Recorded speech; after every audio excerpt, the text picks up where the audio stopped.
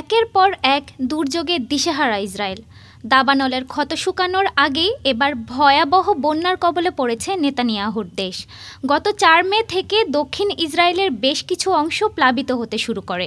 ওই দিন বিকেলে ভারী বৃষ্টিপাত ও তীব্র বাতাসের কারণে দক্ষিণাঞ্চলীয় শহর ইলাতের মূল প্রবেশ পথসহ বেশ কয়েকটি প্রধান রুট যানবাহন চলাচলের জন্য বন্ধ করে দেয় পুলিশ। দক্ষিণাঞ্চলীয় শহর দিমোনাতেও প্রবল বজ্রপাত ও শিলাবৃষ্টি হয়েছে। এই ঘটনায় সেখানে ভয়াবহ বন্যা দেখা দিয়েছে। শহরের রাস্তাঘাট প্লাবিত হয়ে যানবাহন চলাচল বন্ধ হয়ে গেছে। কর্তৃপক্ষ জোর দিয়ে বলেছে, প্লাবিত রাস্তা, ঝর্ণা বা জলাশয়ের কাছে যাওয়া বা পার হওয়া নিষিদ্ধ এবং এটি করা জীবনের জন্য হুমকিস্বরূপ। জনসাধারণকে বন্যার কবলে পড়তে পারে এমন এলাকায় প্রয়োজন ছাড়া না যাওয়ার আহ্বান জানিয়েছে পুলিশ। এছাড়া ভ্রমণকারীদের সতর্কতা অবলম্বনের পরামর্শ দেওয়া হয়েছে।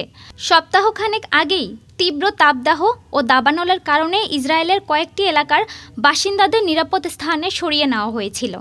অত্যাধিক উষ্ণ ও শুষ্ক পরিস্থিতির পর এবার আকস্মিক প্রবল বর্ষণে নতুন করে দুর্যোগ শুরু হয়েছে ইসরায়েলে, ফলে সাধারণ মানুষের দুর্ভোগ বাড়িয়ে তুলেছে। ডেস্ক রিপোর্ট, আজ বার্তা, ঢাকা।